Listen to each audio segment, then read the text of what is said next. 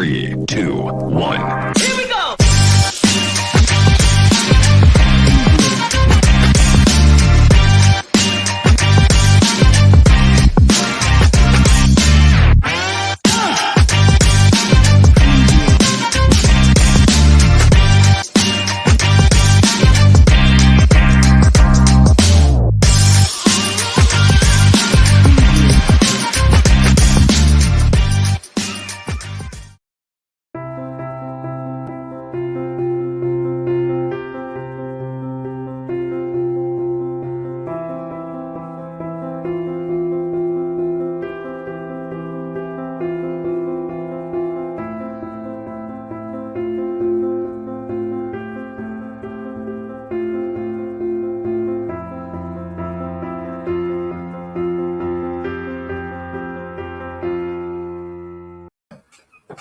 Well, hello, and welcome to another exciting edition of the Dennis and Andy Show. I'm Andy. That, of course, is Dennis. You can always tell because he throws up a gang sign at the beginning of a show.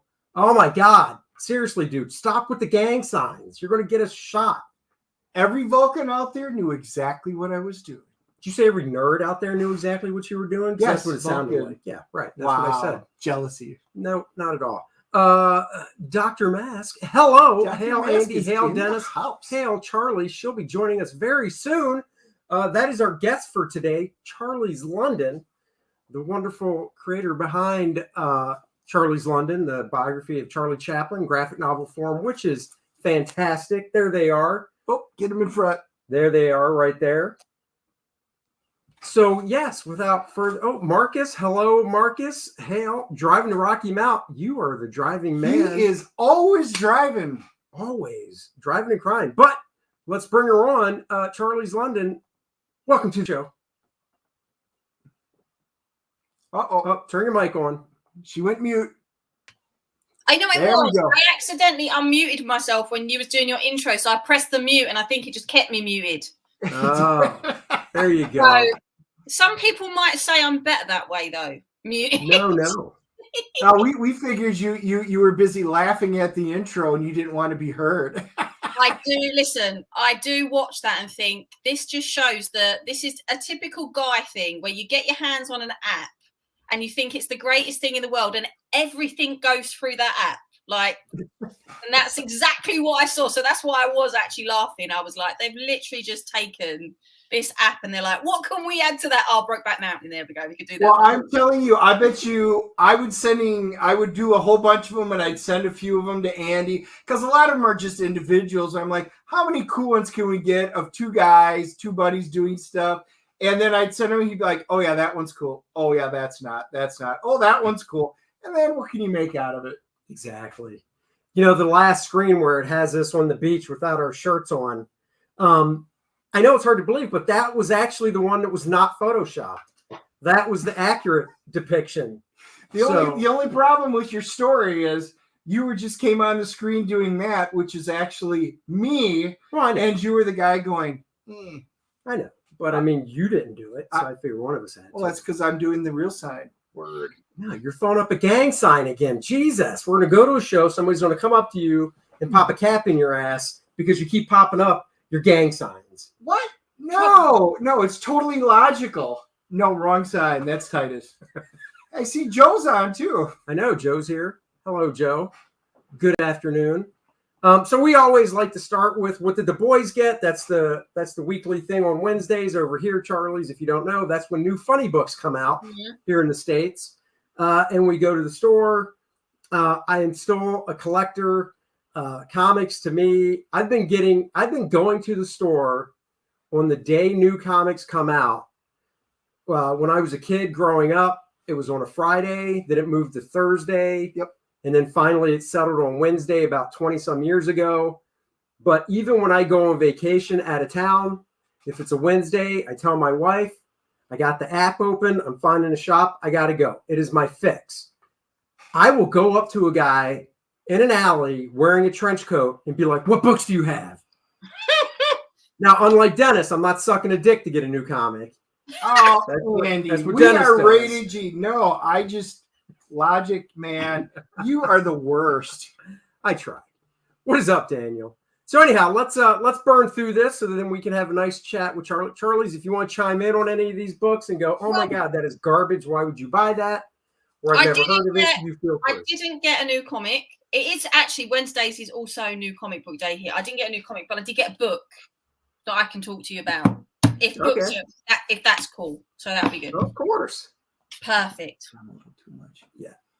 All right. So starting off, Step by Bloody Step. Now, this was not on my poll list. I wound up seeing this and it intrigued me. And you may say, why, Dennis, why would this book intrigue you? Because there is no dialogue in this book. There is not a single word bubble as I did my quick flip in the shop. So they're telling the entire story strictly through the artwork. And that absolutely intrigued me. So I'm picking it up. I will be doing a full review on it. I've already had somebody ask me about it. And I will let you guys, and then you guys can have your own opinion on it. But I had to get it because I got to see good storytelling without a single word being told. Is it good? Is it not? We shall find out. That is my reading level right there. I know, a total picture book. Plus, if it became a pop-up, Andy could go, ooh. Exactly. And look at that. You already read the title to me. So now I don't need to read That's literally anything. Every word other than the indices. That's nice. Interesting. The G.I. Joe issue number 21. No dialogue, came out in the 80s. That book is like $100 book or more now. Silent issue. I'm so glad I own a copy. And then a little piece of trivia.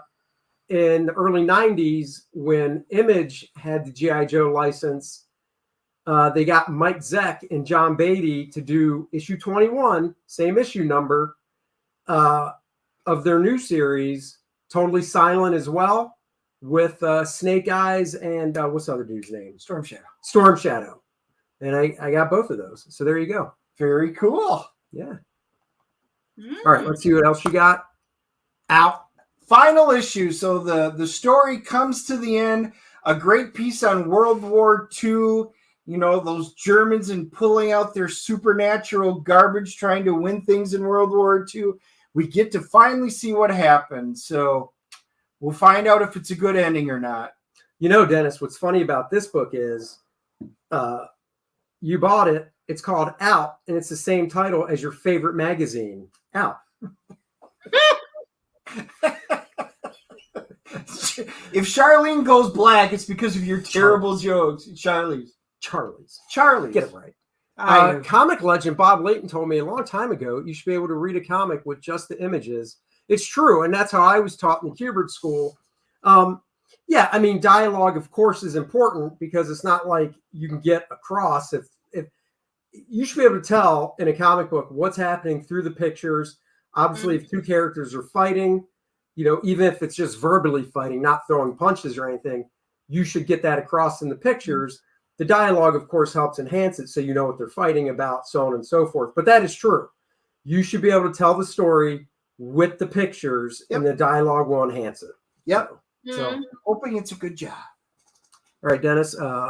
So we'll stop at the bookstore and get your copy of Out magazine because I know you need that. Yeah, I know. It's got your story in it this month. It's true. The story of how I never came Berserker!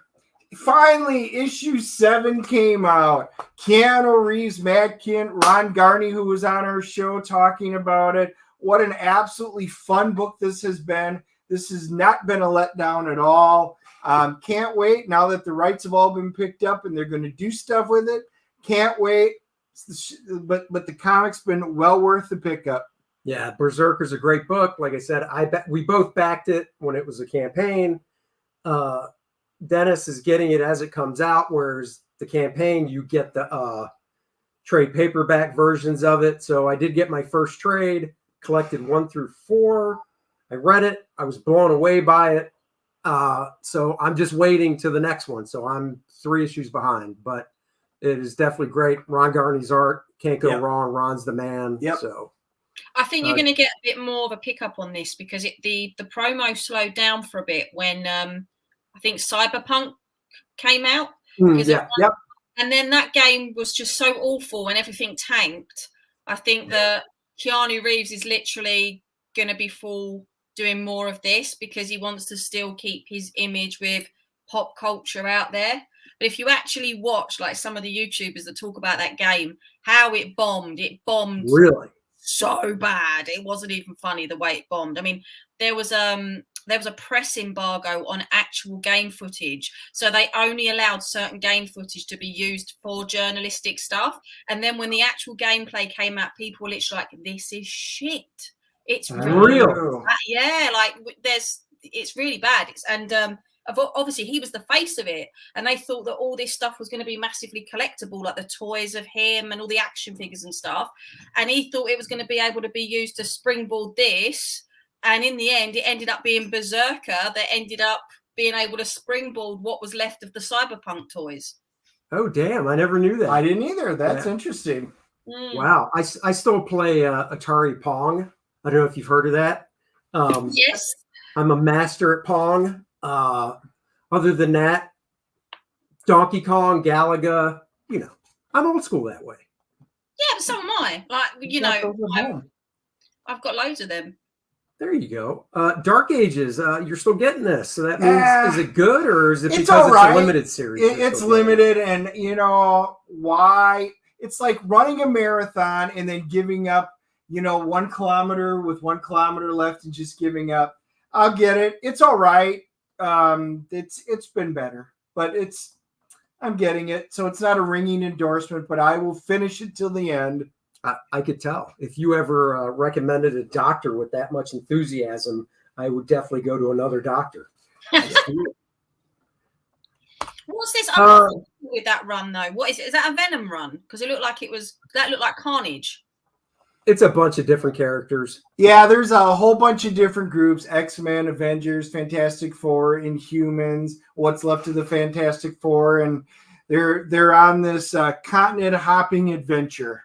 Okay. And it's a lot of mishmash, just bringing in a lot of it's typical Marvel garbage right now. I mean, we're gonna bring a lot of characters and throw a lot of splashy, cool looking stuff at you, but really be kind of light on the substance.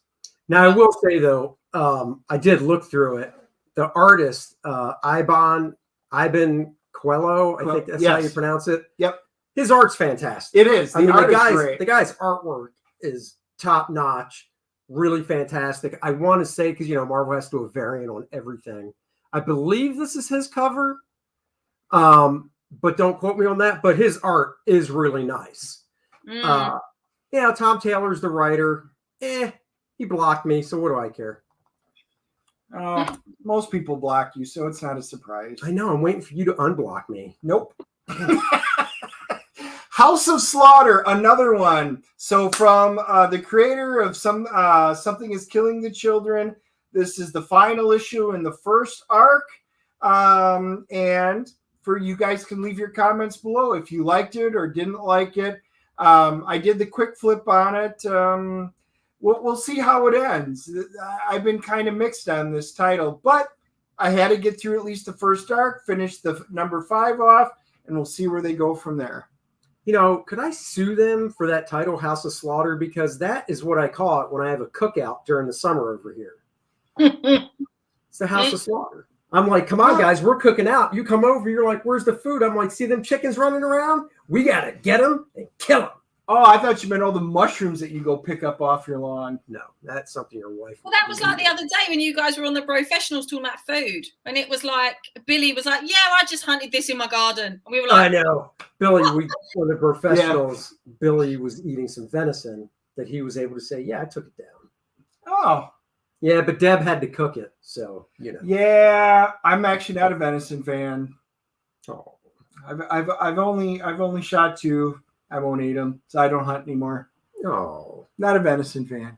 I hear you. So you can tell them that. I will not. Let's see. Dr. Mass says art is not the problem at DC and Marvel for the most. But no, it's true. I mean, they have some of the art is crap, but for the most part, I don't really have an issue with the art and stuff at either company. It's like that Avengers Tech On, that was in there. The story was just complete garbage, but the artwork was phenomenal. And if you like cool looking mech and tech, there you go. And it's in there. So I did not get the book for its fantastic reading. Nope. All right. Silver Surfer Rebirth number 2. Andy. This is actually one I bought. I got 2 books this week. This is one. I got the Ron Lim cover. I'm still a Ron Lim fan. If people watch us, they know that. I know Ron. I've worked with Ron Lim a few times, inking him. Ron has a nice classic superhero style. I liked his work on the Surfer in the 90s.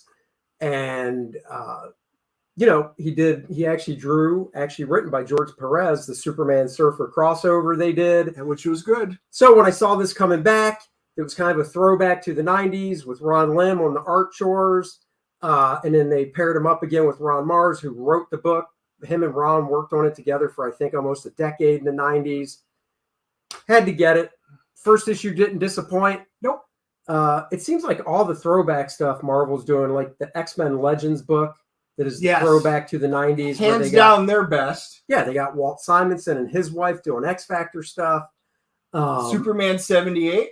Superman 78 best was a out great of the book. DC stuff. And this is Silver Surfer when he was at his best, not the garbage that they've turned him into. So, again, you're right. It's the retro stuff, and we will buy the retro stuff as long as it's good. Yeah, and yes, Joe Bernardo, Ron Lim is drawing interiors. That's why I'm getting it. Yep. So, it's good. I can't say I'd get it if it was anybody else, but you never know. But with Ron doing the interiors, it's a nice looking book. So here's a classic example over here in the UK at the moment. We've got the you probably get them as well, but you can send off a subscription. So they advertise the first one on the TV, and then you have to phone up, and they have the hardback books of so many issues of building up all the Marvel characters and the DC ones, and then you get the spine all makes one image. Well, it's really funny because they've started doing that again over here, but it's all the classic stuff. So they don't do that over here. It's none of the modern stuff. It's all the classic. Right. Yeah, it's like it actually works out to be really extortionate because you pay like £2 for the first one, and then everyone after that point is like 15 quid, and then they're like 50 books that build up this image. So it costs a pretty bomb to do that, but it does actually build up, like I say, this beautiful like universe of characters on the spine. But it's never ever the stuff that they claim everybody wants. It's actually all the classic stuff you guys are talking about. Yeah. They don't stuff. The printer, the printer over there, or however they license it out, totally do their own cover thing because they don't do that over here. Nope. Which would be a bummer because that would be kind of cool. That'd be cool.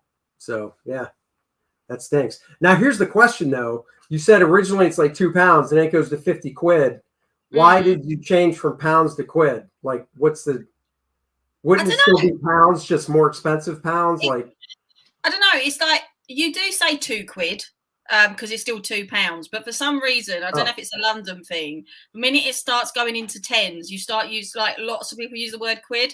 So I might say, oh, it's £2, and then I go, I can't believe I just paid 20 quid for that, and it's just a Cockney thing, I think. All righty. I was curious, and when I hear something, that's totally fine. Ask away. Over here, we're just boring when it comes to $5, $2. Yep.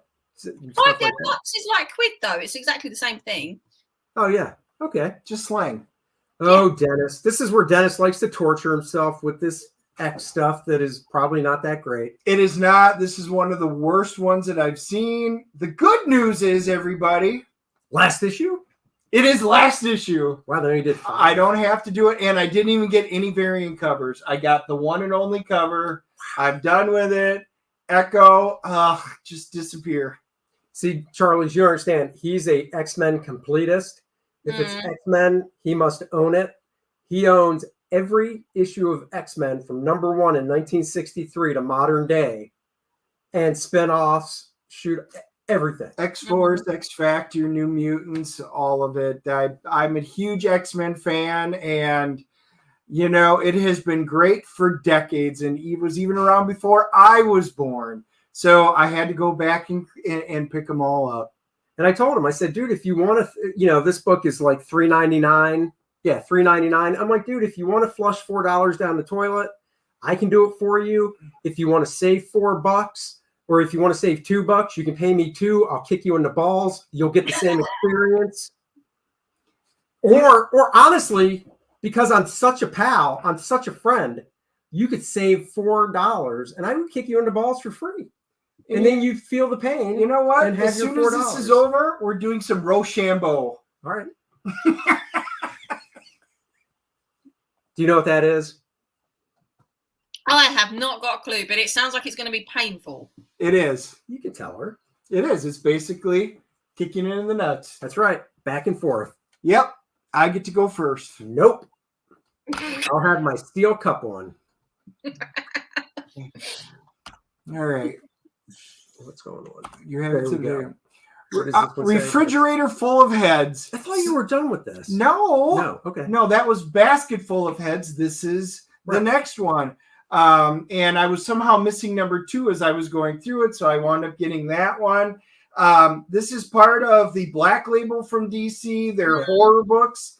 And I will admit, DC on their Black Label horror books, especially the Joe Hill, the Hill House comics, those are good. I mean, I have not been disappointed in any of the ones that they put out so far. So they've given him creative leeway to do stuff. So kudos for at least doing that right. So this has been fun. That's cool. Wasn't the Sean Gordon Murphy Batman Black Label? So yeah, we really enjoyed those. In fact, weirdly, when I got my hands on one of them, when I was thinking about how I was going to print my book, I gave I think, was it White Knight? My husband sat in the corner heckling me from the side. Yeah, White Knight. I gave him White Knight and I said, this is what I want my book to look like the cover and the paper quality and that. This is what I want it to look like. And I held on to it. And when I got the things, the swatches from Mixam, that's how I decided. So actually, I like their stuff. I do like their stuff. The quality of their stuff, I think, is superior to ordinary DC as well. Yeah, it's good stuff. I don't know Tom Fowler personally, but I know his artwork. I do like his art. I would say it's suited for this. It's very suited, yes. So that's cool. Sweet. Radio Apocalypse. Number 2 came out. I only got to flip through number 1. I am definitely just even flipping through it. I am going to give it through number 3, and we'll see if it makes my continuation. Oh, what a dick. It's like watching the Dallas Cowboys and the Green Bay Packers lose to the San Francisco. Who's this Joe guy? I don't know, but hold on. I'm trying to remember. Did San Francisco beat the Rams? Oh, no. We're so sorry. Yeah. Joe, you can put your cups of tears in your little cup just like we did until next season, which is what a Cowboy fan says every year. So Joe's not a 49ers fan, I'm guessing. He is. And he's picking on us because he did beat us. He's picking on us because I'm a Cowboys fan. He's a Packers fan. And the Niners beat both our teams in the playoffs. I know about them because one of my cousins, he was a massive 49ers fan. He used to play semi-professional American football, and that was always his team. So I know about them. Even though I don't know about American football, I know them. So well, that's Joe's team. So it's the same team. We feel very sad for you. I mean, this is kind of out of context in a way, but so on Sundays and stuff, does the NFL air over there, I assume, during the season? It does. Really, it's like ridiculous o'clock though. Well, because the 4:00 game, the latest game, 4:00 here is 10:00 there, and then got our 8:00 game is like 1 a.m. Oh, and they show it live. So like the 8:00 Sunday night game is 1 a.m. over there. Yeah. Yeah. Oh. Yeah, I know. But I always remember like my cousin used to play, and he used to play like professional for London Irish, actually. Yeah. I always remember he used to get injured all the time. And I remember saying to him, you're wearing all that armor. How do you get so injured? And he was saying it's quite common with this sport. Well, you know why? It's like it's almost like rugby. They don't get injured as much because they're not wearing all that crap. Yeah. So they realize I can't go full force because I'll beam myself. I'll bust my head in. But over here with the NFL, the advancements in the padding, even the helmets and everything, it's just they're so protective that these guys are like, oh, I'm invincible. You know, it's a rough sport. I got knocked unconscious. I can still remember doing the nutcracker drill, and I literally got knocked out. Hey, statistical zero made it. Okay, we don't want to hear about your college days and your nutcracker drill. What you did helmet in college to helmet. in the helmet to helmet. What are you, sword fighting? Would you stop it? You can obviously never played football. Oh, that's right. You must have been a bowler because that's about as extensive as you get for physical activity. What is it with you and handling balls? That's all. Oh, I mean, oh, you go I've from got- You know, we need to put a disclaimer on this show. Jesus. I've got a funny story about balls. No. All right, hang on to it, Dennis. Get through this. We're almost done with these. I'll tell you, Dennis spends a lot of money. Orphan and the Five Beasts, James Stokoe. This was amazing, but you could remember last year when I was talking about it, it took this long for number 4 to come out. So that's been a letdown. Wait, is this 4 or 5? This is 4. Oh, okay. They still got one more after this. So it's taken many months between 3 and 4. The problem is it's really good, and we really want to see what's going to happen with it. So we've been on our edge, but it's like a good roller coaster. You've lulled us to sleep. Now we're going to see if it's going to shoot us down. There you go. The Rush. The Rush, it's a time period piece set in the late 1800s. It's interesting. This is also a mini series, so I'm going to do this one till the end and see where they go with it. And I'll let you know if it gets my thumbs up and I continue it, or if I exit after the series first one's done. This isn't the comic that the Michael Baldwin film was based on, is it? No. Yeah, I don't think so. Oh, because it looks like the same time period, and I'm sure that's called Rush. Yeah, it is. It is. Oh, I wonder if this issue. Well, I don't want to go into that. What? Bolero. Is this a 1? No, this is issue number 2. Oh, 2, okay. 1 had just come out, so I was surprised to see 2 pop up already. So I figured I'm going to pick it up, and then I will probably do a review of 1 to 2 and see if it piques my interest. It did enough. The artwork looked interesting. The premise was all right at the time, so I'm going to give it a shot. Like what I usually do is I usually give it through 3 issues to see if it grabs my attention. So on the covered issue 3, if there's naked chicks, will you get it because of that? No, not just because there's naked chicks, Andy. Well, you don't have to say it like that. Well, you know how you meant it. Oh, Joy Operations has been interesting. It's a sci-fi piece. Yeah, Dark Horse is putting out something interesting here, so I'm going to continue to pick that one up for now. Cross to Bear has been great. Again, you're dealing with a period piece. Jack the Ripper is alive, and you've got the Knights Templar, basically a group that's been hidden all these years, who's tracking down the bad ones. Hey, Eric. Nope. What about? Yep. All right. The bad ones. Telepath. This is last issue. 6 Last of 6. issue of this one. Great Steve Epting on art. You've read it? J. Michael Straczynski, you know, I've always been kind of a fan of his. He's developing an entire universe. So the telepaths, the moths, the resistance, that's all part of his universe that he's creating. It's interesting. I like it. Eric's saying here. He says, you guys better have been nice and proper. I always am. I'm the one. I got Rain Dennison. Jesus. Really? So, Eric, I know you'll go back and watch this from the beginning. Look at his nose. Pinocchio just grew 6 inches. Stop looking at my crotch. God bless America. The Heathens. Speaking of the Heathens, so is this Andy, like, is this this is based off of Andy's life. I was going to say this is like going to your house. No. The Heathens. I had to pick up 3 and 4 because 3 somehow never made it, so I was able to do it. This again was a really interesting, kind of a cool piece. So I definitely picked this one up through it, looking at these comments. Of course, Marcus, and you will be soon enough, my friend. Soon enough. I know. I got to see the next page today. You did. What's this one? That one is it's the Airwalkers. They don't have the for whatever reason, sometimes they don't have the picture on it. You mean the logo? Yeah, the number one was actually really kind of neat. So number 2 I'm going to pick up. I'm definitely going to pick up number 3, and we'll see if it makes my final cut.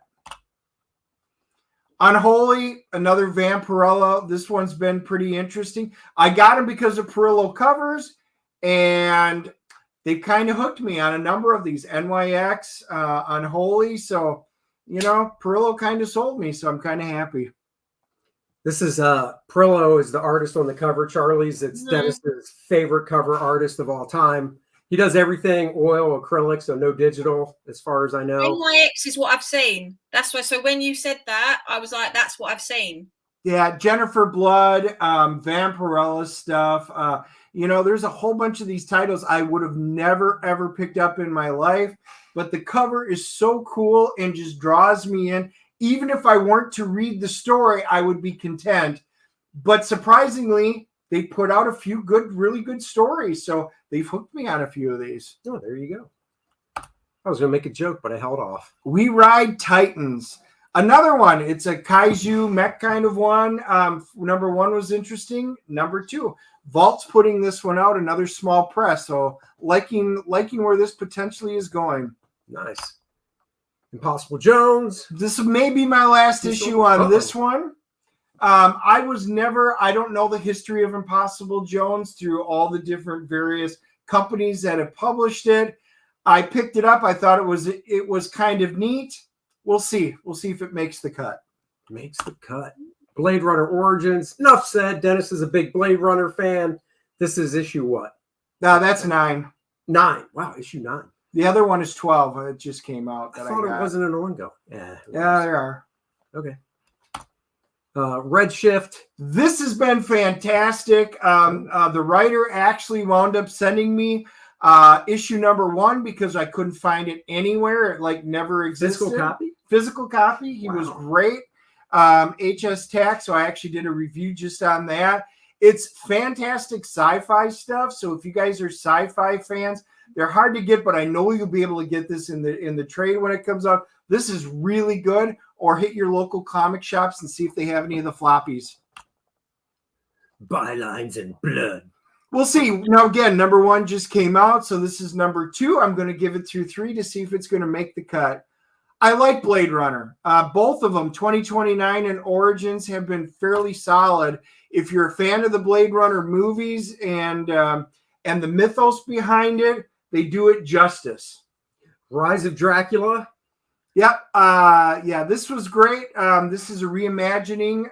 Cult of Dracula was Rich's first series. This is his second one on it. So I am going to be doing a full review on that. We got to meet him at one of the last conventions in person, but he had been on our show too. This was really good stuff. I'm excited for him. I know that, was it movie rights or Netflix? Somebody picked up the rights to one of them. So congratulations. I can't wait to see what happens with this. Oh, look, finally. Is that an Andy book? It's the second one. It's the second. Finally, Andy gets to talk. Jesus. Well, that's about the only time you don't talk is when I get this. Batman versus Big B is Big B is a character from oh my God. It's Bill Willingham's Fables. For DC and the alternate Fables universe, whatever. I never read any of the Fables stuff, to be honest. But I do like Bill Willingham, and I do like Batman. And I saw this, and I was like, eh. And then I flipped through it, and I thought the art was really cool by Brian Level. And actually, a friend of mine, Jay Lyston, is the inker on it. And I thought the first issue was really good. Nice little detective story going on. Of course, it's Batman. And teaming up with this Big B Wolf character from the Fables universe. So it's pretty good. This is issue 6. I'm looking forward to reading it tonight and wrapping it up. So there you go. That is what boys got. And this is why Andy doesn't get many comics, because he bores us with all of his details. Well, actually, here's a little, if you're such a big Blade Runner fan, here's a little bit of trivia for you. So is it What was the latest film that was made? I always forget. 2049. Yeah. So you know the hologram. There's the scene in there with all the holograms. Okay. The Marilyn Monroe hologram that's in that. Okay. That's actually a friend of mine. She is the world's #1 Marilyn Monroe impersonator, and she did the hologram for that. Get out of here. That's awesome. She live over there, or? Yeah, she does. Let me see if I can just quickly find. What she do for like what? I mean, that's not what she does for is a living. She an actress? She's the world's #1 Marilyn Monroe impersonator. Wow! If you can do that, you don't need to do anything else. That's her job. She actually. Let me just see if I can share my screen. She actually. One of the things she did just before COVID was she actually was on a cruise ship. And she was wearing Marilyn's actual clothes for an auction. So they were like literally letting her be up there on this big boat. They had this big auction, and she was there stood in these dresses. Here, I've just shared my screen, Andy. You'll see. Yeah. That's just pictures of her. Oh, wow. Yeah. So she's like, obviously, if she wore some original dresses, she's like the same height, size, all that stuff. Yeah. Is she natural blonde, or is that a dye job? I believe so, but she so she does like singing, and she does the cabaret, and she does a lot of stuff like that. And then she's done a lot of film and TV work. I think there was another TV show which was The Last Days of Marilyn or something like that. She was the Marilyn in the reconstruction scenes of the, so she does it all. She does it all. That is awesome. And she was in Blade Runner as well. So that was her. That's like my little claim to fame. There you go. Now here's the real question: Is she older than Marilyn was when Marilyn died? Yes, she is now. She is now. Okay. She is now. Yeah, she is now because I think she's 42, 43. Whoa, so, whoa! You just outed. You never tell. Nobody doesn't tell her age. Her age. What does she weigh, Charlie's? Might as well get into that. Well, but she tells everybody her age because she actually says, I'm older than Marilyn was now. So that's cool. Eric says, Dennis, have you heard about the Jurassic League the DC is doing where the Justice League are dinosaurs? You know what? I just saw that on a new comic news website, I think last night. And I got to say, it's a pretty kitschy idea.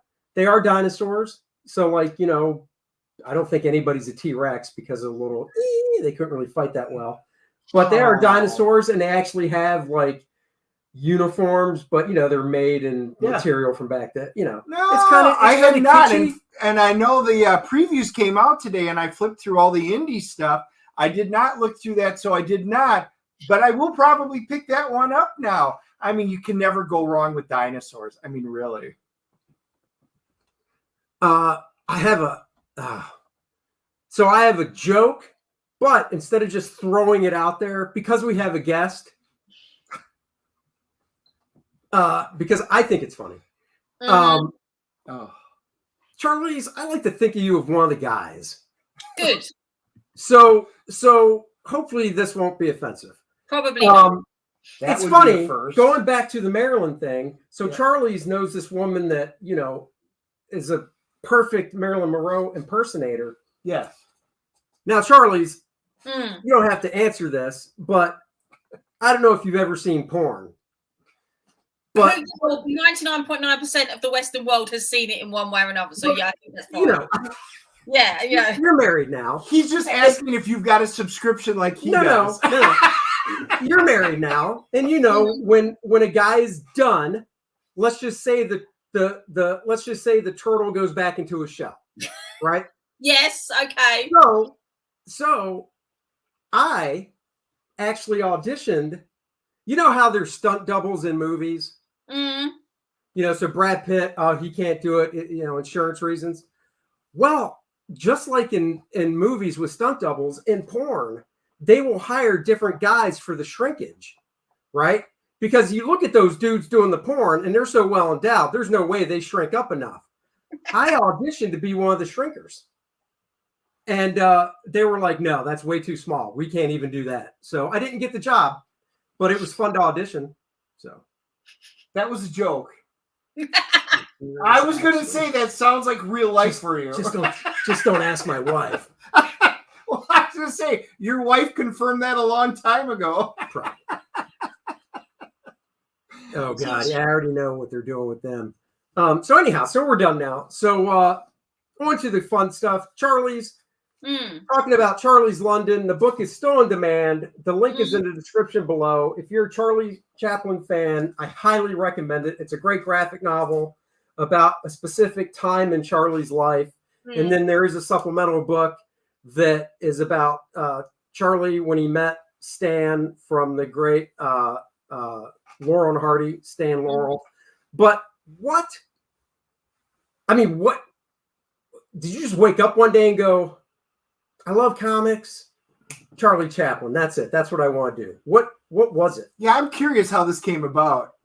Well, there's two definitive books about Chaplin. There is a book called My Autobiography, which was by Chaplin. But the problem with that is he wrote it. If you read it and you know anything about him, he's left out key important people. He's not gone into the process of how the films are made because he was petrified of not people finding out his secrets. He didn't care about that. It was actually he was scared of his films losing their magic because all of a sudden now you're telling people the mechanics, they're not going to see them for the art that they were. And it was just like quite like he left out Buster Keaton, and they were actually they were very, very good friends. He left out Rolly Tovereau, who was his lead cameraman. Like, nobody knows why he did it. They don't think it was because he was an egomaniac. They think it was actually more to do with the fact that he was really worried about saying that something might offend them. So he just left them out completely. And then the other really definitive book is by a guy called David Robinson, and it's like this thick. So I was like, well, you were either going to have to deal with one which is very selective or one that is so comprehensive. And I've always loved comics, and I'm a big promoter of what comics can do for literacy. Because at school, where I'm a history teacher and where I work, we've got a lot of the manga Shakespeare's. And for kids that really struggle to read, they're great because they're getting what the story and concept is, but they're not reading the full text yet.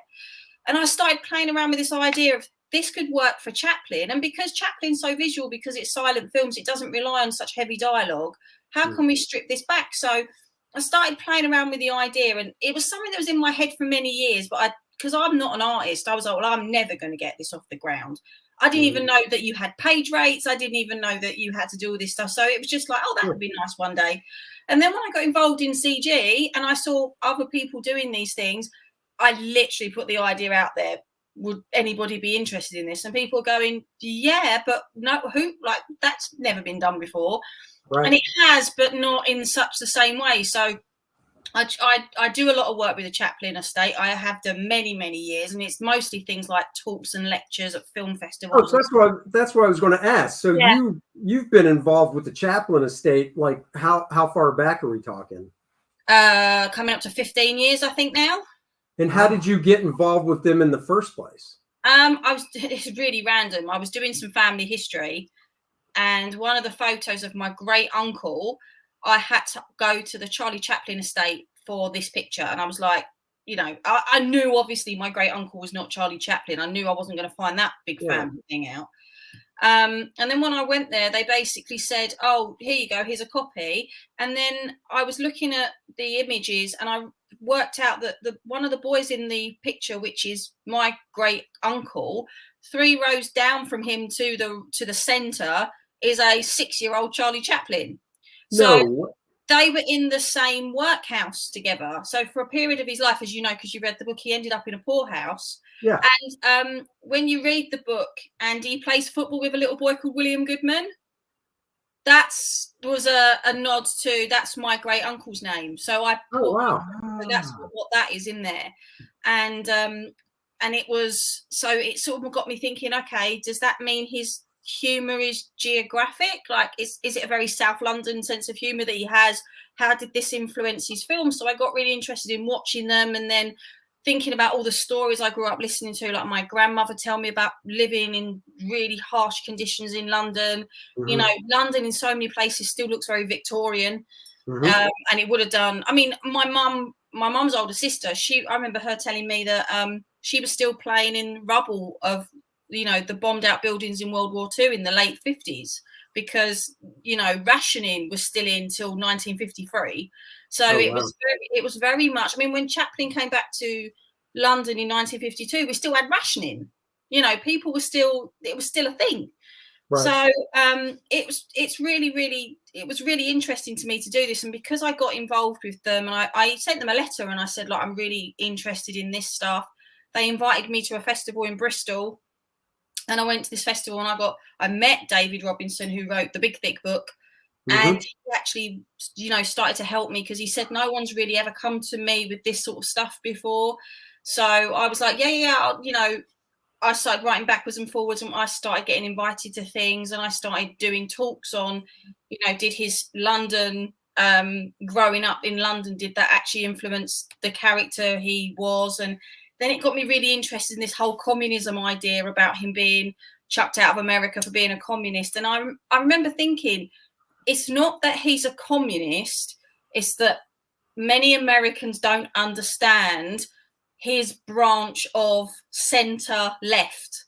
Right. Because there's either left or right. In US politics, there's no middle party, there's just left or right.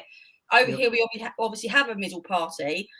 I think Britain's idea of being quite liberal is actually centre left, and then being slightly conservative is centre right. Like, neither one of our parties are really at the end. To the extreme, yeah. But I think when he used to go on about things like Britain has socialised medicine, Britain has a socialised housing system, I think because he put the word socialism in it, and he was still living in America, I think it scared a lot of people. And because he was so pig-headedly stubborn with so many things, even his own children say this, he wouldn't stop saying it because somebody was telling him to. He just started adding to all of the problems. So I think that he created a lot of this for himself, but at the same time, I think that it was living during the Red Scare, and just the wrong thing could be said at the wrong time. So it's sort of, that was why I decided to dip the story the way that I did, and, you know, to do the dynamics of it the way that it was. And it's taken on like its own life form, really. So, I guess then, growing up, obviously you were a fan of Charlie Chaplin. That's how you discovered him. Well, it was weird because he was always there in the background. Like Christmas, we always had the Gold Rush on Christmas Eve. Like, my nan always wanted to put the Gold Rush on Christmas Eve. And I remember seeing the Kid from a very young age. And I think it's because my family always knew that there was this story about my great uncle being in this workhouse.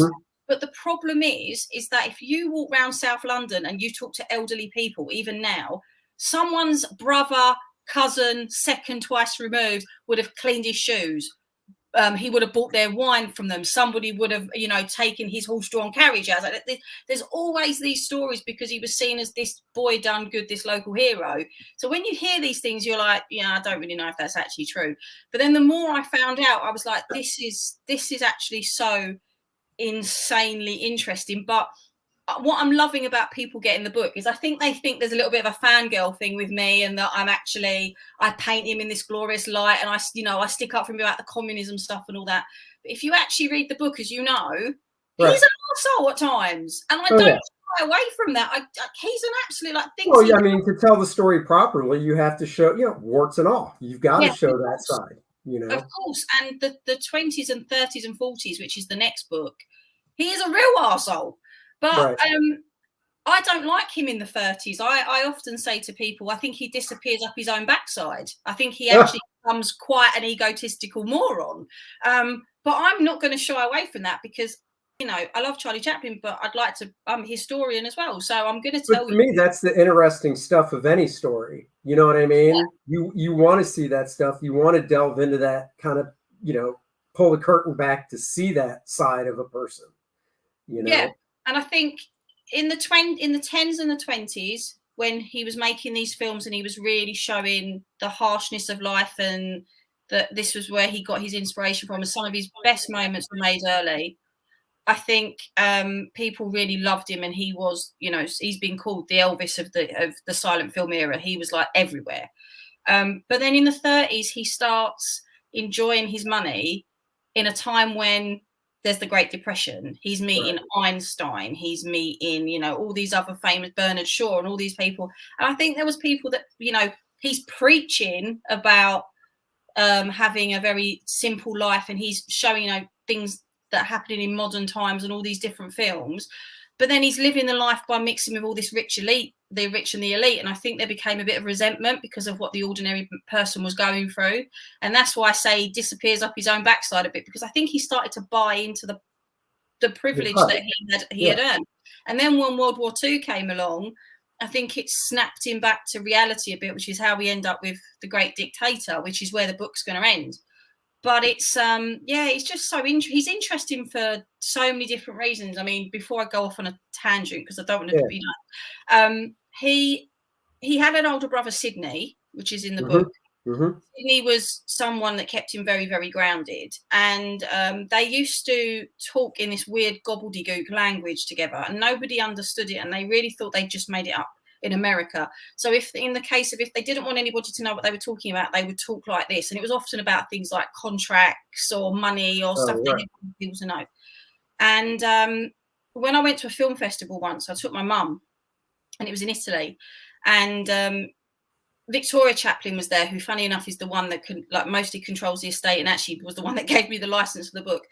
And she said to me, "Can you answer a family mystery?" And I said, "Well, I'll give it a go." And she said, "My uncle Sidney and my dad used to talk in this weird conversation. Nobody's really been able to tell me much about it." My mum was there. My mum just started talking this gibberish I'd never heard her do before. And I was like, "What is going on?" And then Victoria went, "That's it. That's exactly what my dad used to do. What is it?" My mum said, "It's backslang. It's what the very poor working class people in South London would do so nobody knew what they were talking about." Really? And it's basically switching letters around in words. It comes from Pig Latin. I was about to say, it's kind of like Pig Latin then. Yeah. And it's and it was just amazing to see these two cultural things collide, and my mum being able to and I didn't know that about my mum. Like, my mum never shared it because she's like, "Well, no one talks it anymore. I just remembered it from my childhood." Yeah. And if you've ever watched any TV shows, British TV shows, and you hear them refer to boys as yobs, what a yob? It's just boy backwards. Right. That's where that's what they used to do. So that's the sort of interesting things that I love about doing all this stuff, is finding more out about me and where I come from. So yeah, that's kind of where the book has gone and where it's going. And I feel like I've gone on a lecture here, gents. So no, it's fine. Actually, did he outlive his brother or no? Do you know? Yeah, he did. He did. And after his brother died, he never celebrated his birthday again because his brother died on his birthday. Oh, no way. And then Chaplin dies on Christmas Day. Yeah. But, my God, his brother died on his birthday. Yeah, his brother died on his birthday. They stopped talking for a period of time because there was a bit of a scandal with his older brother, Sidney. And it was already once Charlie had been sort of not allowed back in America. And he was very much, I can't be taken with another drama or scandal. So they didn't talk because of something that Sidney did. But then towards the end of his life, they reconciled. And I think they both lived in Switzerland by that time. But that'll be further down the line in the story as well. If I die on your birthday, make a vow that you will never celebrate the birthday again. You're right. I will never celebrate my birthday again, but I'll throw a hell of a party every year. I want to come back and haunt your ass. I already assumed that. I already got exorcisms lined up, so we're good. Yeah, I already feel like I burst into flames when I walk through your front door. So when you got interested in the Chaplin estate, I mean, did you just go Chaplin estate? Let me just Google that, see where it is. Oh shit, it's right here. No, I actually did go to a film. I did go to a film festival, and they were there. And okay. So now, seriously though, where are they, like, distance wise from where you are? Oh, they're not even in the same country. Oh, okay. No, so this is where it's really confusing. So the lady that runs the estate, she's born and bred from London. Mm-hmm. She moved to Paris in the 1980s when she got the job working for the estate. Their offices are in Paris, and they only have a Paris office because apparently one of the children went to Paris once and there was really cheap offices and she liked the view, so she bought them. But his archive is in Bologna in Italy. So I can tell you now for nothing, it's a ball ache researching Charlie Chaplin, because you're either in Paris, you're in Switzerland, or you're in Italy. And while that sounds lovely and idyllic, it's a bit of a nightmare to try to do the cycle. So because the thing is, you know, I might go to Paris to have a meeting about the book, and then the book's going to go in a shop in Switzerland. And actually, that's what I was going to ask you is, well, you said there's an archive in Italy. And then, you know, in Switzerland, I guess there's a place too where they sell memorabilia and stuff like that. Yeah. So you'll have the book there. Yeah. Because I was going to say that would be, oh my God, that would be so cool. It would. To walk into like this, you know, this Chaplin store, for lack of a better word, and see your book there. I mean, that is that would be great. They're having the book in there once it's gone out to all the backers, and my plan was have it finished for filming this week, but I don't know if you knew there was like massive storms over here. We've had real bad storms, so our post office was closed for like a couple of days. I've had to, so it's all delayed me a little bit. I say it's delayed me, it's like a couple of packages more to go out and I'm done. And then I'm going to be contacting them. So there's a couple of big we do not bicker, but saying that, I have said many times, like, I talk to Stato and his wife pretty much every single day. So Stato knows that, yeah, exactly. Stato knows what it's like being in the house of Charlie and Jan. There you go. You know, where in Switzerland did he live?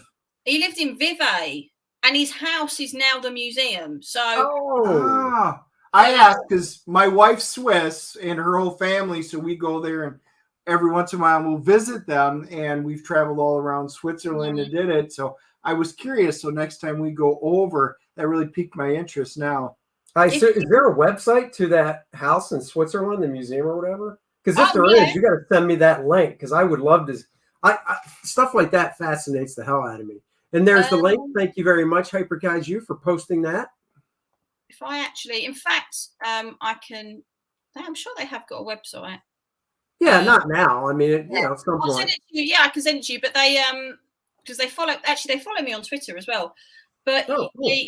But they actually, the house is gorgeous. What they've done is they had a house, and then there was stables and like a garage for cars, and they converted that into the museum. And literally, the museum is insane. They designed it so you're walking around the film sets. So there's a bit that actually you sit in a theatre and it plays a montage of things about him growing up, and then all of a sudden the curtain lifts, and behind the curtain, which they then encourage you to walk through, is a whole Victorian scene of streets from London. So they've actually recreated the street that he was born on. No, they have. And then you sort of walk through, and then all of a sudden there's a doorway, which is a real proper Victorian old-fashioned doorway. And in the doorway is stood fantastic, insanely creepy, like waxwork of his mum in complete Victorian clothing. And then you go along a little bit more, and there's Jackie Coogan as the kid is stood on another corner, and then all of a sudden you're in Easy Street, you're like the film Easy Street, and then you're in the kid, and as you continue to go round, you end up in a house that starts to shake, and you realize you're in the shack from the gold rush. Oh wow. Oh really? So, yeah. And then there's another bit where you can actually go, it's all made of foam, you grab hold of this these handles, and like you lay on this thing and you grab hold of these handles, and it feels like a bit like a foam flume. And it's not until you get out the other end, and they've like filmed it, that you're in cogs from modern times. They send you through a thing that looks like the cogs. So it's really, it is really, really good. I mean, I think it cost them millions. I know that it's all sponsored by Nestle chocolate. So they've paid for all of that, obviously. How long has that been there? Do you know? About 5-6 years now. Oh, so it's relatively new. Yeah. It's relatively new, but it's incredible. And then he's not buried there. He's actually buried in a tiny little village. It's about a 20-minute walk, and he's buried alongside his wife, Una. And you can go there, and it's really accessible. Like, they want people to go there and whatever. But it's mad. It's actually. Will there be a catch-up tier? Yes, there will. So we are. Well, it's still in demand now. So it is in demand now. It's closing at the end of the month. And then I'm going to sort of make sure, the reason I'm closing it is I've got a limited amount of books and I want to keep them to one side in case I've got anyone's book that goes missing, anyone's that are damaged. I just want to make sure there is there's enough here to keep. I'm trying to keep everything sort of logistically sensible. And then I'm going to, once that's all done and dusted, we're going to start thinking about book 2. Well, I've already thought about book 2. I've already sort of started working on the script and I know where I'm going. And book 1 is going to be available again on the campaign for book 2, but it's going to have a different cover. So it's going to be an exclusive second campaign version. So second print. Yeah. As Stato just said, sounds like it should be called Chapland. Ha ha. Well, it's actually called Chaplin. Oh. So you're not that far off, actually. But they are. What I love about working with them is they are super unwoke. Like, they are so funny. I think it's the French and sort of Swiss very bourgeois attitude of meh, because somebody contacted me, so random. Somebody contacted me when all the Leaving Neverland Michael Jackson thing broke 2 years ago with that documentary, whatever. They've got a waxwork of Michael Jackson at this place because he was a massive Charlie Chaplin fan and it was talking about people's influences and whatever. And someone's contacted me to ask the Chaplins, would they be removing this waxwork because of this documentary? Right. So I was like, okay, I'll speak to them. So I spoke to Kate and I was like, are you planning on removing this? Someone on Facebook just asked me. She went, why would we? What's been proven? So I was like, okay.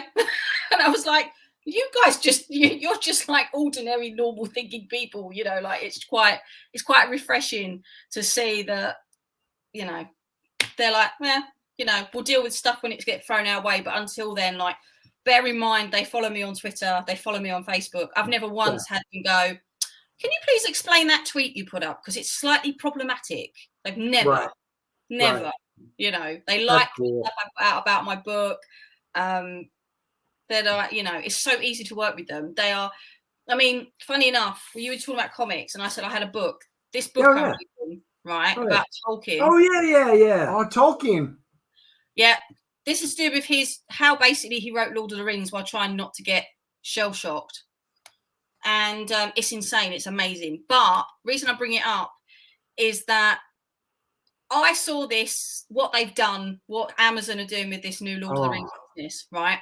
And the first thing that came to my head was, I'm so thankful I work with the Charlie Chaplin estate, because I don't believe for 1 minute if Amazon approached them with millions, they would sell his estate to Amazon the way that I feel like the Tolkien estate has been sold. And he's only been able to do that since Christopher's died. And there's absolutely no love for what is going on there. Well, the problem was that they had agreed when they first had come to terms, and the forefront runner, what was it, Shipley, the forefront Tolkien expert, they had hired him on board to make sure that all the lore would be represented and that they weren't going to change or deviate too much from it, which is what we as fans. Now, I am a fan of Tolkien. I am not a super fan. I've read everything. I've watched everything. But, I haven't delved into every word like some of these guys are. But they wound up getting rid of him after he did a speech. And I think it was in Germany. And they wound up saying, yeah, you're not working for us anymore.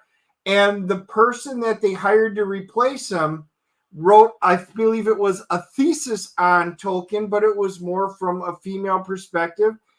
And she doesn't care about the lore of what Tolkien represented.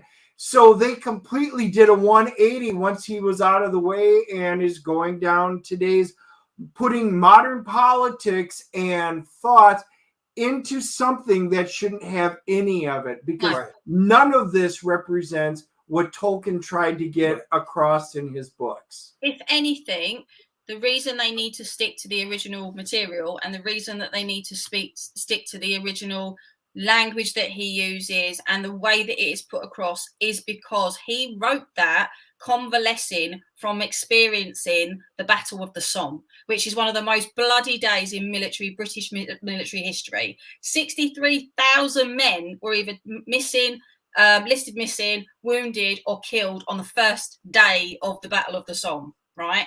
So the fact that he wrote Lord of the Rings as a way to deal with what he was going through, you know, it's quite clear that Middle Earth is meant to be no man's land in the trenches. There's so many things. The fact that he did that, we should take this book and go, this is a homage to all those people that have been sacrificed for a couple of feet in a territorial war that should have never happened. You know, I teach, when I teach at school, I say the Second World War is totally different because you were fighting an evil regime that needed to be destroyed. The First World War really could have got away with not happening because it was empires trying to carve up more land for themselves. But, you know, Tolkien's story needs to be told the way Tolkien told it. Right. And that is not what Amazon is doing.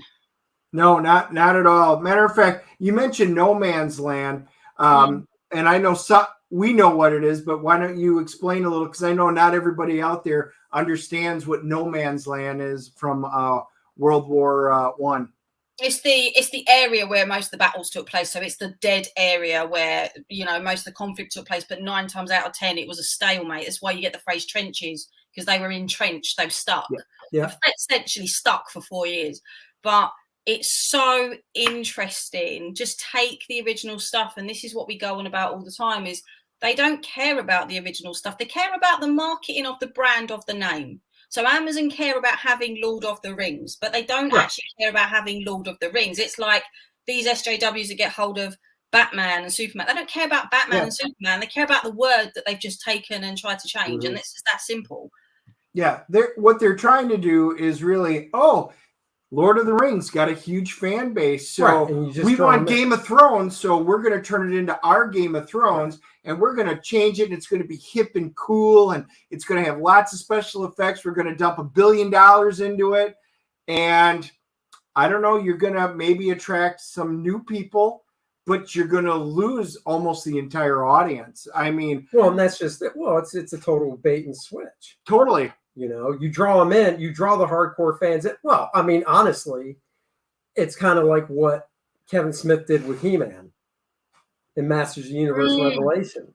You know, you draw us in because I'm a huge He-Man fan, and then I watch it, I'm like, oh my God, this is such garbage.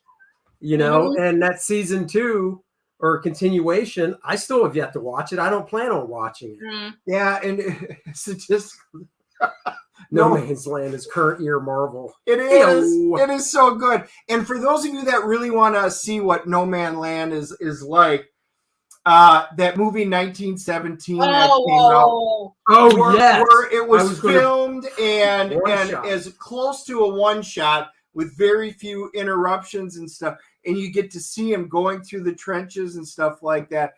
That is such as close to an accurate depiction as what we could get in today's time period. You know, they tried redoing it in World War II with like the Maginot Line and things like that. And obviously they had come up with ways around that. So that was failure. But anyway, that just to get a feel of what it was like, at least that would bring you in as close to anything that I've seen on the big screen to show what it was like. 1917 is an incredible. That's my period of history. So when we went to the cinema to see that, Jan was going, "Oh God, she's going to get historical Tourette's. I know exactly what's going to happen." You want to sit there and be like, "The boots are wrong, the uniform's wrong. Why is he wearing his belt like that?" I sat there silent the whole film. And when we got to the end, he went, was it any good? I went, that film was incredible. When are we coming back to see it again? And I managed at Christmas to get him a PlayStation 5. The first thing we did, I had the 1917 Steelbook, and in there is the 4K Blu-ray. The first thing we did was play that on the PlayStation because it plays 4K discs. I was like, cool. There's a copy of 1917. But it's, that film is actually incredible. It's such a good film. And what's amazing is, what I love about that film is my problem with what's going on with comics at the moment and whatever is that I don't really care if they're taking something that's historically not true and they're changing it, but they're making a good story, right? Yeah. I never have a problem with that. My problem is when they take something, claim it is a certain way, and then they completely destroy it. Right. 1917 is a great example of how you can make something up, stick true to form, and not totally disregard the subject material, because that whole story is made up. Sam Mendes got pockets of information from his grandfather of different stories of different people who he'd met, and because his grandfather wasn't not very happy to talk about it, he'd tell him a little fragment of a fact and then he'd never talk about it again. Then he'd tell him something else, never talk about it again, and he never pressed him because he didn't want to make him relive it. So he just took all these little bits and he made them into one massive story. And it says that in the still book, in the little book that you get. And I thought to myself, that's incredible. That's how you do it. That's why that film is so good. But, you know, that requires effort. And we clearly see that half these guys don't want to put that in. Right. And honestly, a lot of people, my grandfather was World War II, and he hated talking about the horrors that he witnessed. He was a tail gunner. Did you say whores? I did. The whores that I knew that's where you would go. Jesus, son of a Dennis. gun. You just can't help yourself. It's the age-old profession. That's geisha. Shh. but when the only time I could get my grandfather, we would stay up till 3-4 o'clock in the morning and have these conversations. We would stay up. We Turners, we play cards. So we would stay up all night drinking and playing cards. Well, by 1 o'clock in the morning, they'd had enough to drink. Then we would start talking, and then he would really start telling you about all the bad things that happen, you know, the things that he wished he would have never had to have lived through, that he hoped his kids wouldn't have to do, his grandkids. But I got to hear all of these stories. But the next morning, he would never want to talk about them. It was only late at night, which happened often, but it was late at night when he was drunk enough, then we would sit down and have very open conversations. And it's amazing what we think, what we've lived through in our lifetime, and then we try and even remotely compare it to what they did. It's just amazing. Funny. What the amount of time Charlie has seen the movie. That way. Probably. I literally my sort of go-to films. I'm so ridiculous. Like, you know how most women will put like if they're having a bad day, they'll put, I don't know, Bridget Jones or something like that on, or Sex in the City and that. Jan always knows when I've had a ticked off day and I just want to snuggle under a blanket and just eat chocolate or drink a hot chocolate. I'll either have 1917 on, or I'll be watching Darkest Hour. And he's like, yeah, okay, she's having. And we went to the cinema to see Darkest Hour. And the end, when they have the whole Churchill speech, he looked at me and I was sobbing because I couldn't believe how amazing that Gary Oldman had done that. And he actually looked at me and he was like, "Is it women's time or something? Like, you know, women's." And I was like, "Why? Because I'm emotional." He actually said that to me in the cinema, and I was like, we don't have great experiences in the cinema. Oh my God, that's hysterical. I can just see him now. He's like, "Hey, what are you doing? 1917, I'm out." Yeah. I'm just going this way. Yeah, I'll do my own dinner. It's fine. It's not a problem. Yeah, but saying that though, when we went and saw Rise of Skywalker at the cinema, somebody got Tourette's, because when it got to the end and she says her name's Rey Skywalker, Jan is, anyone that knows him, he's very placid, he's very calm. Oh, yeah. He's definitely the calmer version to me. He literally stood up in the cinema and went, "That's not your house. You don't live there." Right? Oh my God. And I was like, okay. And I was like, now it's karma. I know how you must be feeling every time I've done this to you.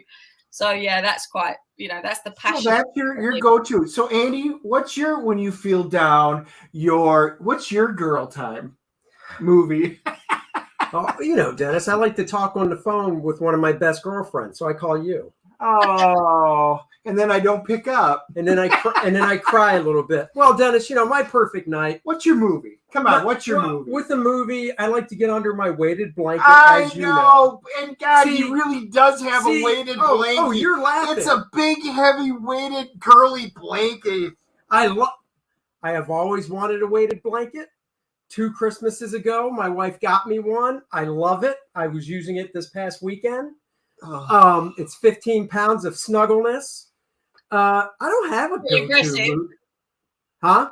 That's pretty impressive. That's like 1 stone, 1 pound of blanket. Yes, it is. I love it. He's like Linus from Charlie Brown. He sucks his thumb and he curls up on his blankie, and then he watches when the Dallas Cowboys won the Super Bowl 25 years ago. Oh God. Yeah. No, I don't. I mean, honestly, I don't have a go-to movie. If anything, I'm just going to read.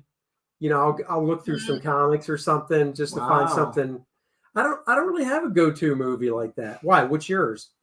Pretty in Pink? Yep. Star Trek II, Wrath of Khan. I've probably seen that the most. And then Top Gun and Tommy Boy. I'm so not a girl. So when you said earlier about, you know, being one of the lads, like, don't let the feminine exterior fool you. Like, I swear to God, I'm like, so the things I like on paper, you know, this is what makes me laugh when people are like, oh, this day I feel like a boy, this day I feel like a girl. And it's like, if that was me and I was a teenager now living in a time where you can literally wake up and be whatever gender you want, I'd be so confused because, like, literally half the stuff I like is girly, half the stuff I like is like boy-like. I go to football with my mum and my dad, you know, like, then the next minute I'm in trenches digging up stuff to do with the First World War, then I'm writing a comic book, and then I just don't think anyone quite understands that what you see is not always what you're getting with me. Know, the funny thing is my wife's the same way. So she's like Steel Magnolia. She's got her kind of movies like that. But then she'll be like, you know what? She loves World War II movies. So like Memorial Day, we've got a tradition where we sit down, you know, we'll watch, you know, all the different war movies. You know, Midway is one of our favorites. The original Midway. We love that film. Yes. Yes, that is just a classic one. We'll watch some of the new ones. Maybe we'll watch something from the Vietnam era and do like the Green Berets or something like that, or Thin Red Line. But, you know, Hamburger Hill, Full Metal Jacket. But yes, we tend to do that. That's cool. And then Smokey and the Bandit, I'll add that one for a fourth one. That's another classic one that I'll pop in all the time. I mean, if I guess there's movies, well, Planes, Trains, and Automobiles, that comedy with Steve Martin and John Candy. It would be E.T. if you ever watched it. E.T. sucks. You've never seen it. You're right. That's because it sucks. They ruined Reese's Pieces. They gave me this little alien. Jesus. How dare that is what made Reese's Pieces popular, FYI. Oh, please. Historic. So yeah, Planes, Trains, and Automobiles. That's a Thanksgiving one I always watch, and I can always watch. I love Tommy Boy. I mean, I guess if I'm going to watch something to pick me up, it's going to be a comedy. Yeah. So yeah, Tommy Boy. I love Old School's really good. You know, superhero wise, I can always get my Green Lantern on because of Ryan Reynolds. Oh my God, I thought you'd watch a good movie if you were sad. Oh God. Most of the films, if I'm going to go for something retro and old that I love to just sit down and watch, and it's a good old comedy, probably the one that is my go-to still now is, it's a crap film, but I still love it from when I was a kid, is The Three Amigos. Oh my God, The Three Amigos is not a crap film. I love The Three Amigos. I love that film. Listen, I remember being in the playground as a kid and doing the whole, like, you know, everything. No, it's great. That, Back to the Future, like, if any of them are on the TV, I will not turn them over. I will watch them. You said classic. I'm expecting you to say something old. That's not old. Like Rock Hudson and Paula Prentice in A Man's Favorite Sport, which if you guys haven't seen, it is a great classic movie. Funny comedy, but that's what I was expecting. Something from like the 60s, not something that new. Yeah, like for me, this is classic. And I own it on DVD as well as The Jerk. Steve Martin's The Jerk. Oh, yeah. Steve Martin is one of my all-time favorite stand-up comedians. Yeah. And any movie he's done. But The Jerk is just, oh my God, it's just so good. Yeah, I love watching, like, they just take me back to my childhood. To be fair, I was never much of an E.T. fan. E.T. used to just really freak me out. I didn't like it. He just looked a bit like a worm with legs. Exactly. How do you know you've never seen it? I've seen at least she's seen it. I've seen what E.T. looks like. You were just upset because they were playing Dungeons and Dragons, and you're like, well, that's above my head. I'm done. Yeah. Hey, here's a question for you. Mm-hmm. Something I never got that they showed over here that was from over there. I was never a Benny Hill fan. Oh my God, why? It wasn't funny. I loved it. Well, I used You're to not funny. weirdly now. I know that we speak the same language and we're not technically a different race really of people because we're cousins across the sea. But interestingly, Benny Hill has always been much more of an export than an import. Like something. I know more people that don't live here that love Benny Hill. Like for example, like my dad's Turkish. And he loves, he does live in the UK though, but he loves Benny Hill. Even now, he will watch Benny Hill. But for me, it's a bit outdated. But then I think it's because I love so many other British comedies that I think are better than that. But I appreciate. Yeah, I still appreciate it for what it is. I'll still watch it if it's on. I'm not going to be like, oh, God. See, I won't. I'll turn. Benny Hill will come on. I guess. Benny Hill's your lowbrow humor. Serious question. When it was over here, what were we in our teens, mid 80s, right? Oh yeah, it was like mid 80s. So we were teenagers. I just didn't like it. Now Monty Python's a different story. I love Monty Python. Yeah, but Benny Hill, I just now I got to admit, when Benny Hill would have the topless ladies every now and then in my teenage years, I would stay tuned in, and then after that, I'd be like, oh, now he's not funny anymore. Click. Red Dwarf, Doctor Who. Oh no, I don't like Doctor Who. No. What Red Dwarf? I don't even know what that is. Okay, now you're just now I'm just saying random words. Yeah. Like for example, you've got Dad's Army, which I don't know if you guys ever got over there. So it's about the Home Guards during World War II, and they're all old, and they're meant to, and it's they're meant to be elderly men that are apparently meant to guard the the little fishing towns and seaside towns of Britain, mostly in Kent and places like that. And it is about this quaint little group of either people that can't fight because they're for whatever reason, or the retired. And it's really funny because the things they get up to. There's some great gags in that.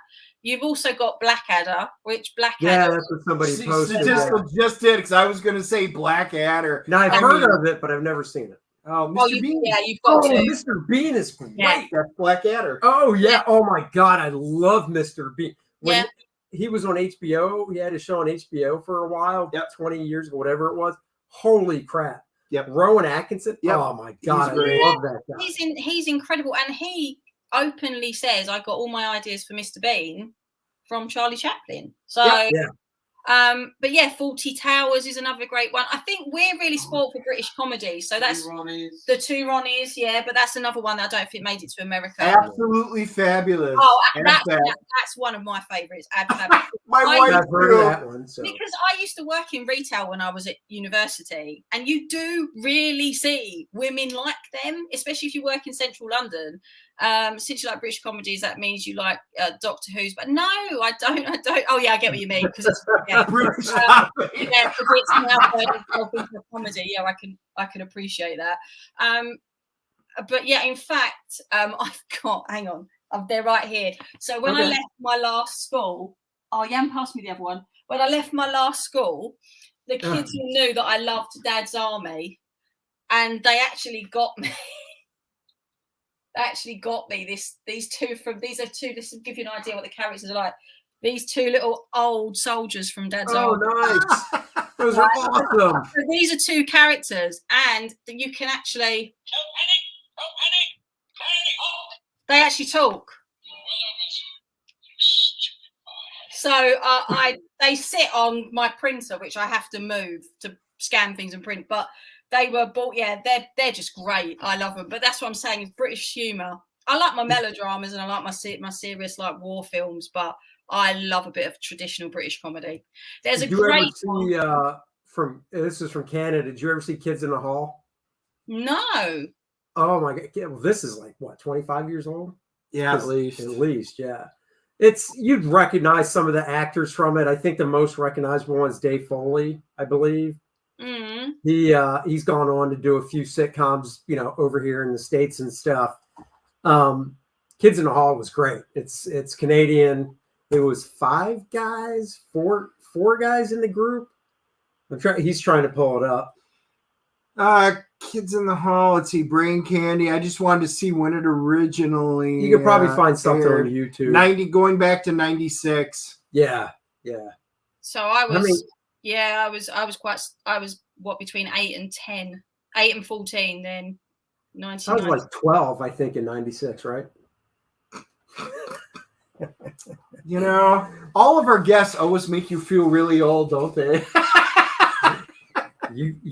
Because once again, you're the oldest person in this conversation. You're 30 days younger. I younger. always say I'm not as young as people think. Like people always think I'm younger than I am, and when I tell them that I'm 40 this year, they're like, "You're not 40 this year." I'm like, "I am 40 this year." But what's funny is when I talk to the kids at school who are like 11 and 12, when I tell them I'm 40 this year, they go, "My God, that's old."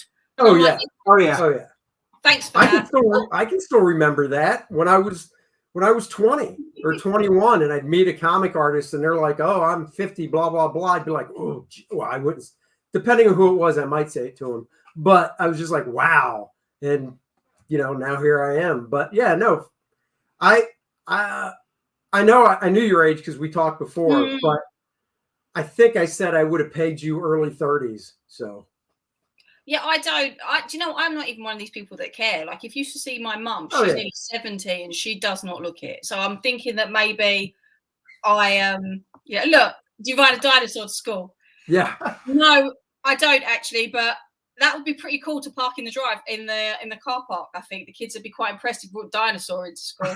I think they'd be quite impressed. But yeah, comedies, British comedies. There's a great one that didn't really make it massive. It's got more of a cult status. If you look it up, they are on YouTube. It's great. It's called Goodnight Sweetheart, and it is it's about this guy who is a television repairman, and all of a sudden he goes down this alley and ends up in 1940s East End of London. And he finds a way to time travel back, and he ends up falling in love with a girl in the 40s, but he's also married in the 90s because that's when it's made. And he's got 2 wives in 2 different times, and he's living 2 different lives. And he decides that he's going to set up a vintage shop in the 90s, and he keeps going back in time and getting stuff and then selling it in his shop in the 1990s. And it's just really funny. I mean, when you think about it, he's not a very nice person because there's he's not very monogamous, and he's got 2 wives or whatever. But it's really funny and it's very good. What's the name of it? Good Night Sweetheart, like the song. Good Night Sweetheart. I have to remember that. There was a show. God, I can't remember the name of it because it's probably been a decade now. It was about I think it was about time travel. That was from over there. Damn it. That doesn't tell you enough, I know, but I'm sure I'll think of it. Then I'll just direct message you and tell you what it was. But there's been a few shows from over there I've really enjoyed. So I'm gonna find Goodnight Sweetheart because that sounds like a show I would watch in a heart. My wife too. It's brilliant. Yeah, Stato's right. That's what Twitter does to you. They made about 4 series. It is. Like I say, I've got the box set. I will still randomly put it on because I just love. I grew up watching it.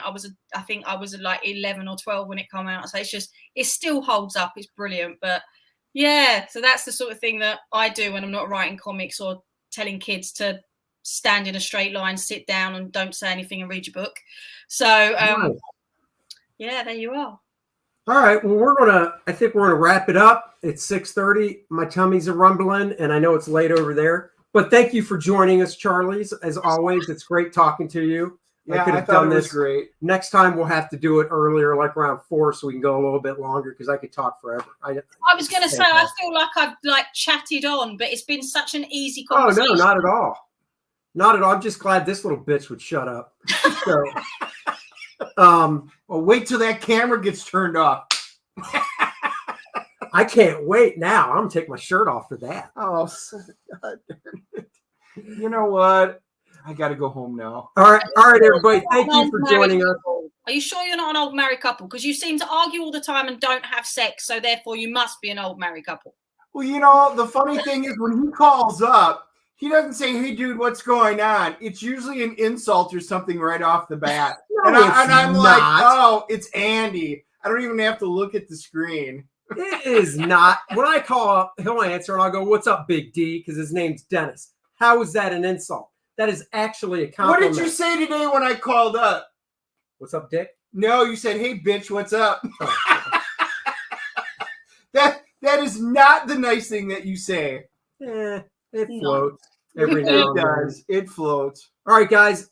Charlie's London is in demand. Link is in the description below. Thank you for joining us, guys. We will be back maybe Friday because we have to talk about what? We have to talk about Uncharted. We just saw that movie, so we can tell you guys if you should rush out to see it or not. So we'll leave you with one of our favorites here. Yep. Let me find it. I did get the quick flips up. I've got half of them up and running today. I'll finish the other half tomorrow. And then I did do, you guys asked for it, the Amazing Spider-Man book and record. I found one at the convention. Larry Allen, a big shout out to you. Thank you. And I went and did that. So it's already posted. So you can find that on the channel. So if you haven't already subscribed, hit the subscribe button, the bell notification. And that way you know when we put out all of our great content. All right, guys. Until next time, we'll leave you with this little ditty.